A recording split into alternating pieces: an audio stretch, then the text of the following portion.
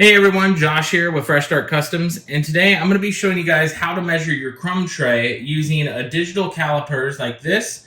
And I'm going to show you how to do it pretty quickly. Last time I went a little bit in depth with a real accurate way that you can do it by measuring the outside width minus this inside track. But I found out it works just as good if you do from the inside track down to the bottom of this plastic without touching the metal here. There's just a small gap here that'll work. So we use our digital calipers here, and then you can measure it up. I already pre-measured mine, so I already have it set here. But it looks like mine is 1.355 inches. So if you do it in millimeters, you can do it in millimeters by pushing this button here. So right there is millimeters for mine. That looks like 34.42. And then inches is 1.355. So that is the width of my crumb tray here. So yours may be different, maybe the same. They should all be spec'd about the same. The reason why we do that is you want to make sure you don't go over this lip and then add extra material with that you don't actually use. Because the goal here is to meet the very top of this crumb tray. So I'm going to take this out really quick, and then I'm going to show you guys what I'm talking about here. Alright you guys, so as you can see, I've got the crumb tray out. I've got a little box that I made here, just the bottom half of a box. And I've already assembled it. So let's say I don't want to disassemble this box here and I want to engrave on top. You can do that without the crumb tray here, but you want to make sure it is higher than that measurement that we just took at the beginning. So that 1.355 inches at the beginning that we measured, make sure it is slightly thicker than that. So we're going to measure this really quick using that same digital calipers here. And let's take a measurement. So it looks like it's 1.093 inches. That isn't going to work. So what we want to do is we want to add like a material to the bottom of it to make it thicker. This preferably you can use full-size sheets of material so it's more stable, but this is all I have for an example right now. So you're going to add some material to the bottom. So let's say we just add that to the bottom, and you're going to measure the new thickness. Still less than the 1.355 inches. So we're going to have to add another sheet. Let me add another sheet here. As you can see, we got two sheets now. We're going to measure all the materials together.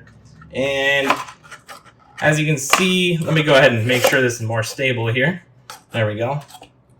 As you can see, it is now 1.37 inches. So that's really close to what we want. That's perfect. So the closer you can get, the better the engrave is going to be.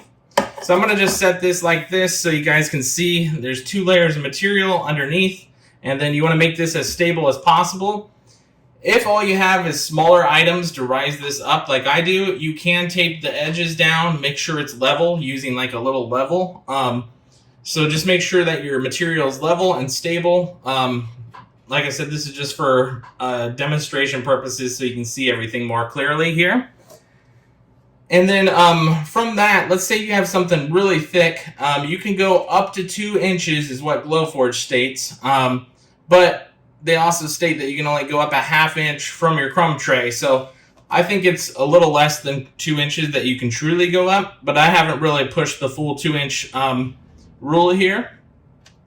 So what I would do is just go from your original measurements that we took at the beginning, that 1.355 inches, and you can add up to 0.5 inches. So basically, as long as the height of this is like right above 1.355 inches, plus that 0.5 inches to your measurements, whatever your crumb tray is, you'll be able to engrave it.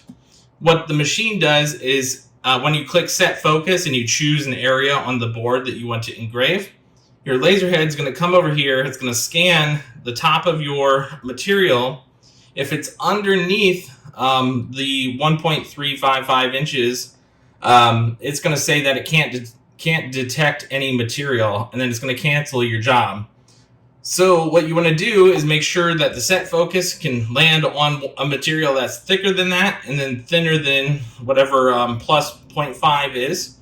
I think it would be 1.855 inches at that point. So anywhere between 1.355 inches to 1.855 inches, you should be good to go. It'll scan, it'll set focus, it'll tell your computer that it is a certain amount of height and it'll engrave perfect every time. So that is the updated way on how you can measure your Glowforge tray and use any material that you want that's thicker, as long as it's within those range with your Glowforge. So like I said, this works with thinner material, and then you just stack it up, and that's how it'll work. Other than that, I hope this helped you guys out. I hope this was as detailed as possible. If I forgot something, let me know down in the comments. We can always update it in another video. But other than that, we'll catch you guys in the next one.